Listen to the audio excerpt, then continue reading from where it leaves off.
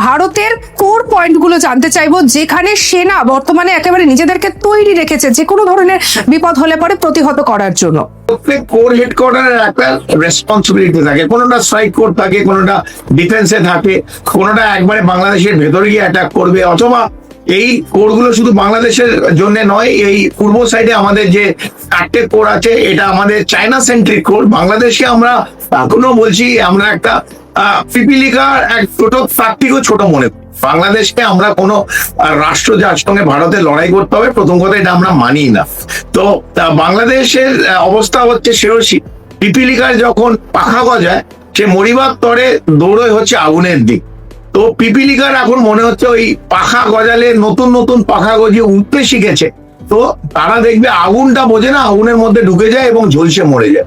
বাংলাদেশের ঠিক পিপিলিকার মতন অবস্থা আছে। তো কারোর মনে করা এমন উচিত নয় যে 7টা এই যে স্বপ্ন দেখছে 7টা উত্তর পূর্ব রাজ্য কেটে দেবে, এটা সব থাকবে। এটা বাংলাদেশের আমরা যে পরিস্থিতি বর্তমানে দেখছি, এবং আপনি বলছিলেন যে ভারতকে কিন্তু একেবারে এই প্রত্যক্ষেই বলা চলে যে একটা থ্রেট অলরেডি দিয়ে দিয়েছে, কারণ যেভাবে আমরা চট্টগ্রামে দেখলাম যে ভারতীয় দূতাবাসে হামলা, তারপরে এদিকে ওসমান হাদির মৃত্যু, তার মৃত্যুর পরে যেভাবে বাংলাদেশ দফায় দফায় উত্তপ্ত হয়েছে, বেশ কিছু ছবি ভিডিও আমরা দেখতে পাচ্ছি সোশ্যাল মিডিয়ায় ঘোরাফেরা করছে। কি হচ্ছে বাংলাদেশে বলুন তো দেখি। দেখুন, বাংলাদেশে এই যে বিগত 16 মাস আপনার সবাই প্রত্যেকে আমরা দেখছি, তাদের একটাই অবজেক্টিভ যে ভারত বিদ্বেষ, ভারতকে ভাঙা, ভারতের যে ইন্ডো বাংলা বর্ডার আছে সেটাকে আরো বেশি অশান্ত করা, এবং এর মধ্যে দিয়ে জঙ্গিদের ঢোকানো, এবং ভারতের জঙ্গি ঢুকিয়ে একটা বড় বিস্ফোরক, একটা নাশকতার ছক। এটাই হচ্ছে মুদ্রা অবজেক্টিভ, এটাই হচ্ছে মেইন এম অফ বাংলাদেশ। এটাকে পেছন দিকে সাহায্য করছে পাকিস্তান, ISI, বিভিন্ন ক্যাম্প শুরু হয়েছে, এবং ক্যাম্পে অলরেডি জঙ্গিদের ট্রেনিং দেওয়া হচ্ছে।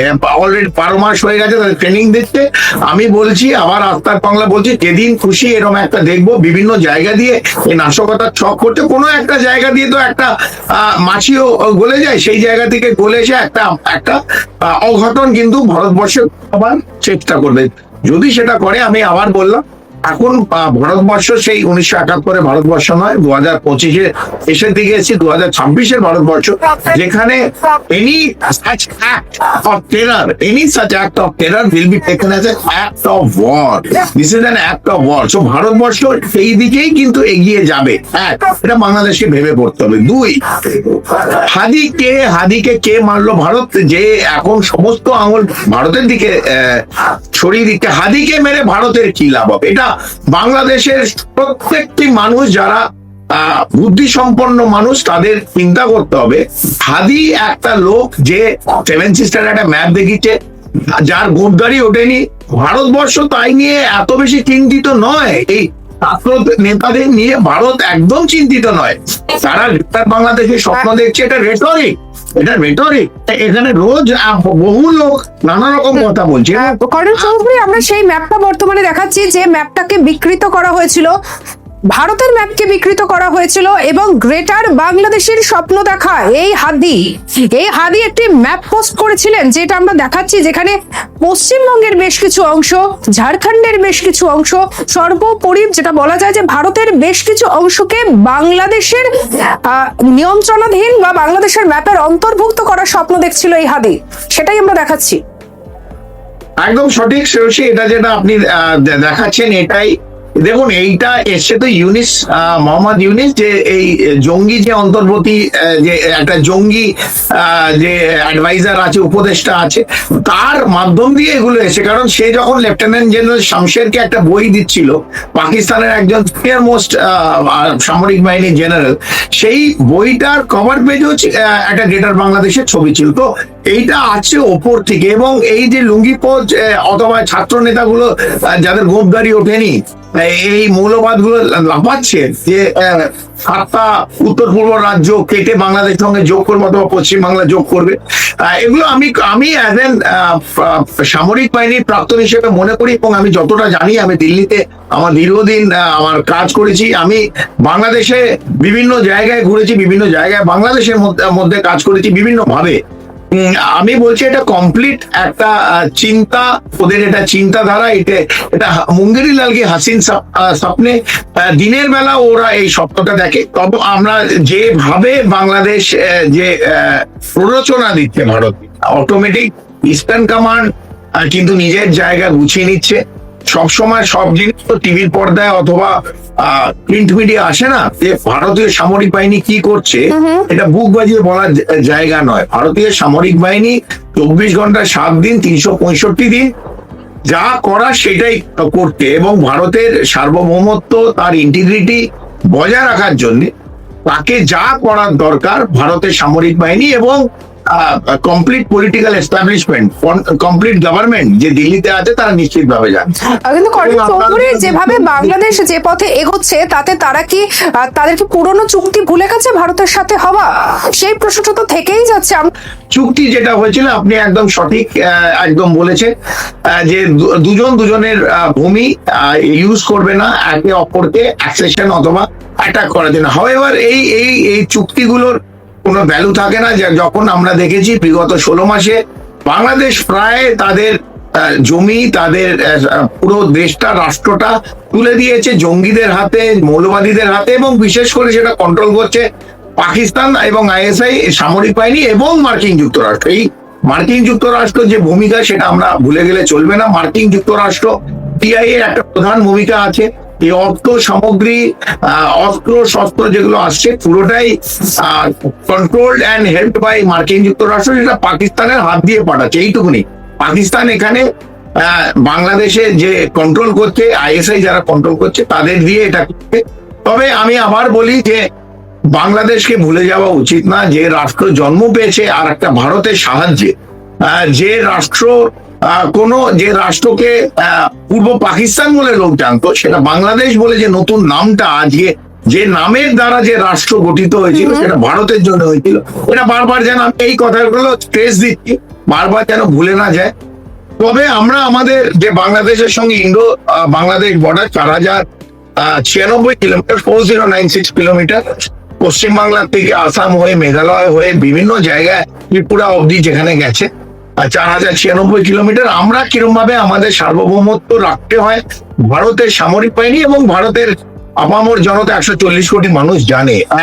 দ্বিতীয়ত, তার দিকে যদি কোনো হাত আসে বাংলাদেশের তরফ থেকে, যদি কোনো এই তাপও আসে, গরম আসে, এবং এটা will be taken as an act of war, তখন ভারতকে যা করার নিশ্চিতভাবে ভারত তাই করবে।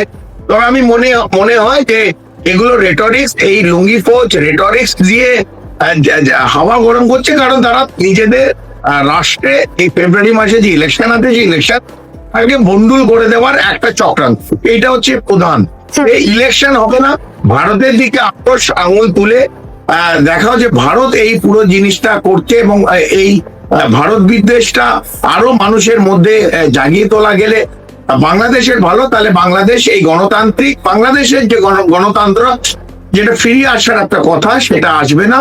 এবং বাংলাদেশ যে বহুত্ববাদ মানতো এতদিন ধরে, যে আমরা বাংলাদেশের শেখ হাসিনার 15-20 বছর শাসনে দেখেছি বহুত্ববাদের, সেই বহুত্ববাদ ভেঙে দিয়ে ধর্মান্ধ ইসলামিক বাংলাদেশ, একেবারে করেন চৌধুরী। আমি এই জায়গা থেকে আরো একটা বিষয় জানতে চাইবো। ভারতের কোনো যায় আসে না। আবার আমি ভারত আজকে তৃতীয় অথবা চতুর্থ মিলিটারি ইন্ডেক্সে the most powerful army arm forces in the whole world. তো ভারতের ওপর কিছু করতে চাইলে, ভারতকে আঘাত পৌঁছাতে চাইলে, সামরিক ভাবে সেই পেশি শক্তি বাংলাদেশে নেই।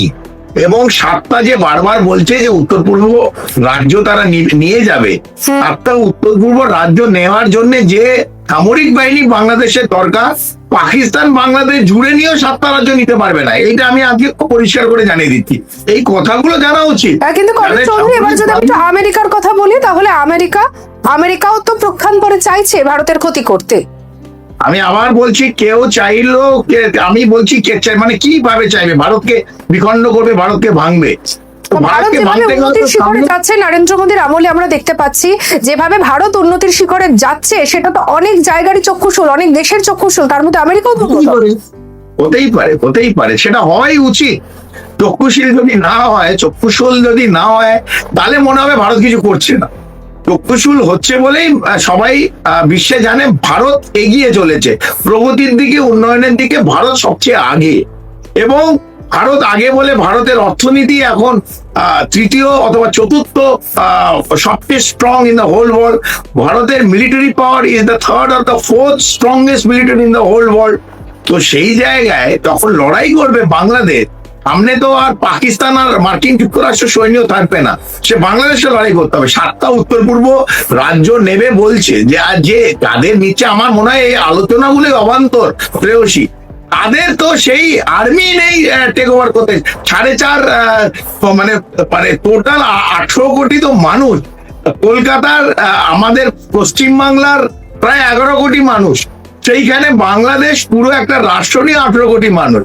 তারা বলছে উত্তর পূর্ব 7টা রাজ্য নেবে, তার সেই ফোর্স আছে 7টা উত্তর পূর্ব রাজ্য যদি নিয়েও না সেখানে ডিপ্লয় করার জন্য। এবং পাকিস্তান এবং বাংলাদেশ জয়েন্টলি করলেও 7টা উত্তর পূর্ব রাজ্যের যে ফোর্স লাগবে তাদের নেই। একটা তো দেখুন, একটা যে বড় বিল্ডিং ধরুন 64, কলকাতার যারা লোক দেখতে, কলকাতা আমাদের একটা 64 তলা বিল্ডিং আছে, the highest tallest building in Kolkata or in West Bengal. এটাকে ভাঙতে গেলে একটা ছোট বুলডোজার দিয়ে কি ভাঙতে পারবে? আমি আবার প্রশ্ন করছি, এই কথাগুলো বুঝতে হবে। একটা 64 তলা বিল্ডিং কলকাতায় 2টো বুলডোজার দিয়ে ভাঙা যাবে? জেসিবি দিয়ে 2টো দিয়ে ভাঙা যাবে? যাবে না। তার জন্য হিউজ ফোর্স দরকার একটা। এমনি ভারত হচ্ছে 140 কোটি দেশ। ভারতের যে আমি বললাম শুধু পূর্বে 4টে কোর আছে, চায়না সেন্ট্রিক কোর, যে চায়নাকে লড়াই করার জন্য সেই কোর গুলো এই আমাদের উত্তর পূর্ব অথবা পূর্বে আছে। সেখানে বাংলাদেশ 18 কোটি দেশ, আমাদের 4093 কিলোমিটার একটা বর্ডার, সেখানে যদি একটা আঁচও আছে সেখানে তারা মানে একটা বাংলাদেশ বলে কিছু থাকবে ম্যাপে, 6 ঘন্টা 7 ঘন্টার মধ্যে ঢাকা গিয়ে টেক ওভার করে নেবে। আজকের ভারত আগে যখন 1971 যে লড়াই হয়েছিল, যদি 1971 লড়াই যারা সামরিক বাহিনীতে অথবা সামরিক ইতিহাসে যাদের ইন্টারেস্ট আছে, সেখানে 12 দিন লেগেছিল ঢাকা পৌঁছতে। এবং সেখানে পুরো ফোর্স ইউজ করিনি, শুধু ইস্টার্ন সেক্টর কিছু ইউজ করেছে, ওয়েস্টার্ন সেক্টরে হয়েছে। সেখানে ওয়েস্টার্ন সেক্টরে পাকিস্তানের বহু জমি আমরা নিয়ে নিয়েছি, পরে আবার দিয়ে দেওয়া হয়েছে। একইভাবে বাংলাদেশে 93,000 পাকিস্তানের সামরিক বাহিনীকে হাঁটু গেড়ে বসানো হয়েছে। এবং যেখানে যেখানে লড়াই হয়েছে সেখানে ওরা পিঠ দেখিয়ে পালিয়ে গেছে এই পাকিস্তানের সামরিক বাহিনী। তাহলে আজকে যাদের ওপর এত বিশ্বাস আশ্বাস এই বাংলাদেশের মৌলবাদীদের, এই ইউনিস সরকারদের, তারা কিরম করে ভাবছে আজকে ভারত, যে ভারত আজকে 2025-এর ভারত, যার গ্রোথ রেট 8%-এর বেশি, যেখানে বাংলাদেশের গ্রোথ রেট লেস দেন 3.5%, তারা ভারতের সঙ্গে কিভাবে দাঁড়াবে? আর্থিকভাবে, সামরিকভাবে কিভাবে ভারতের সঙ্গে লড়াই করবে? একটা ইকোনমিক কন্ডিশন থাকতে হবে একটা রাষ্ট্রের ভারতের সঙ্গে লড়তে গেলে। আর ভারত এক হাতি, তার সঙ্গে একটা পিপিলিকা। তো হাতি যখন পায়ের একটা চাপ মারবে পিপিলিকার ওপর, তো পিপিলিকা সেটা মাটির সঙ্গেও মিশে যাবে। তো বাংলাদেশ কিন্তু সেই অবস্থায় পিপিলিকার অবস্থায় আছে। তাহলে ইউনুসের বর্তমানে উদ্দেশ্যটা কি কর্নেল চৌধুরী? ইউনুস যে আমরা দেখতে পাচ্ছি যে দেশ বিরোধী কাজ করছে, তাকে শহীদের মর্যাদা দিচ্ছে, তার জন্য একেবারে দেশের হালচাল বদলে যাচ্ছে, দেশের মধ্যে অরাজক পরিস্থিতির সৃষ্টি হচ্ছে, দেশের মধ্যে একাধিক সংবাদ মাধ্যমের অফিসে ভাঙচুর করা হচ্ছে, আগুন ধরিয়ে দেওয়া হচ্ছে, হিন্দুদের উপরে অত্যাচার চলছে। ইউনুস কি চাইছে? ইউনিস চাইছে বাংলাদেশটা একবারে মৌলবাদী এবং জঙ্গিদের হাতে উঠে যাক। আইএসআই এবং সিআইএ যে নীল নকশা করেছে তার মতনই ইউনিস কাজ করছে। ইউনিসের নিজের কিছু নেই।